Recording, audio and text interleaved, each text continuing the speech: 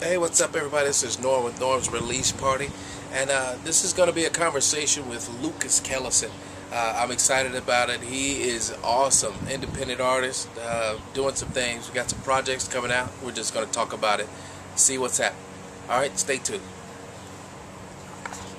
Part of this interview is done outside, so we got neighbors. They're mowing their lawns. It's Memorial Day. It's an excellent day. It's beautiful outside, but it's very windy. People are mowing their lawns, having parties, enjoying the weather and the time of year that it is. But we're going to do the best we can to get some of this done and just enjoy this conversation with Lucas KELLISON. So we're going to talk about, music, obviously. Music, what inspired Lucas, how he's got things together, everything, life in general, just to have a conversation with Lucas KELLISON. So it might be a little hard to hear us out here today. We have the beautiful weather, the sun is shining, we're out here on his deck. He was gracious enough to invite me out here. So bear with us, and I'll do as much as I can in the editing, all right? So, man, what's up? How you been? Good, man. Good to see you. Good to see you, too. What's in the works? What's happening? What you been up to? Just a lot of production, man. My next project, which is called The Young Rebels Art. The Young Rebels Art? Yep. The Young Rebels Art. That's awesome. Going to be coming out probably this year, probably late in the fall. I mean, we're all pretty much done with it. Just kind of looking at distribution options and whatever else. I've heard that already.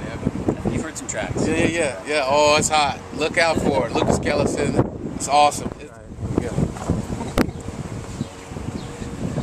All right, excellent. Before we broke, you were mentioning how you get funky, and that's not necessarily right coming from a white bass player who picked up guitar. You know what I mean? It just I know you said you were just introduced to that type of stuff. So did your dad play? Well, I should explain. Please do. Well, yeah, because I get that look, sometimes as who's this white guy, and I understand that look because that's the same look I'd give to a white person if I was, but what it was when I got into really studying bass. What I was saying there's a handful of guys you go back to. Well, they're all black players. Right.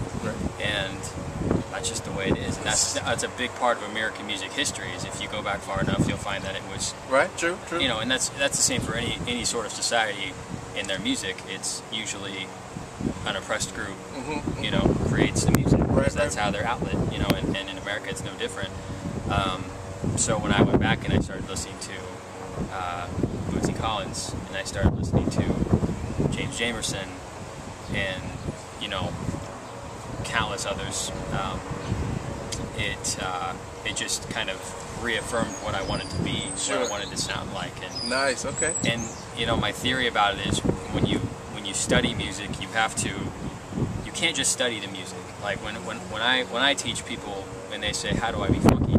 I say you gotta don't ever ask that question. Like, what you want to do is you want to study not just the music, not just the notes, not even just the riff. Study what was going on. Right. Who wrote the song? Who are their friends? What were they writing about? Good point. And if you don't have that aspect to it, then you don't fully understand the art. And the best advice I can give to people is if you want to sound like something, you need to study it. You need to study the context and the literature and everything else was going on around that time.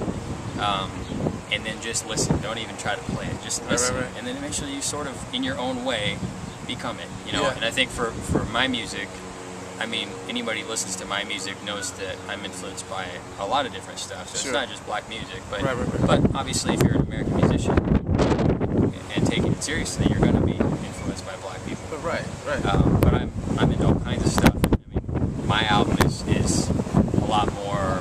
I mean, I call it a funk record, but it's funk. But see, and that's for people who know it, they'll say that. But a lot of people listen to it and think it's a rock record, which I'm totally fine with.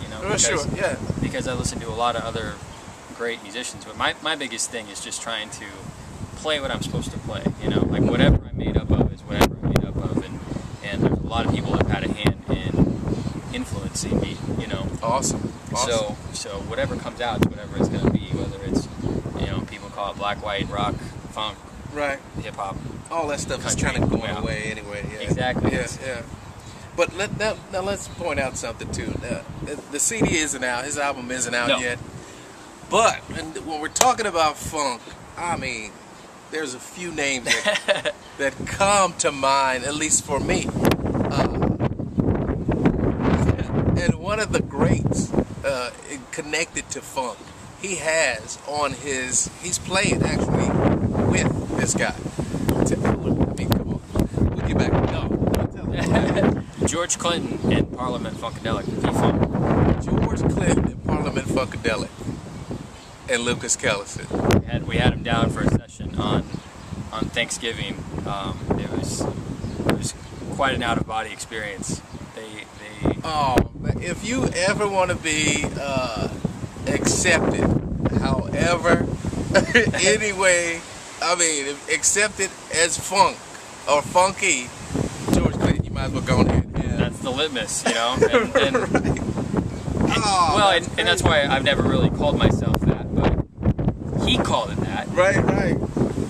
That's my valid, you know. Whatever. There you have it. No more need to be said, and that's quite an accomplishment, I think. You know, just to play with George Clinton and Heath. I mean, yeah, that's crazy. That's crazy. We had five Rock and Roll Hall of Famers in the studio that night. Five Rock and Roll Hall of Famers. For me, you know, I've said to people that George Clinton is like he's like my John Lennon. You know? No doubt, right? And no doubt. When I listen, especially for kids around my age who grew up, you know, on 90s hip hop, which was all P-Funk samples. Yeah, you know, when the West Coast was coming up, and Dre and Snoop and all of them were sampling every P-Funk song on the planet. You know, so I heard Dre and Snoop before I ever heard this dude George Clinton. Right. But yeah, so I mean, just a monumental figure and loved by all people all across the board. You know, he's a perfect person to collaborate with and just a gracious person. You know? Yeah, well, that's good. Yeah, that's good to hear. Yeah. And the track is crazy.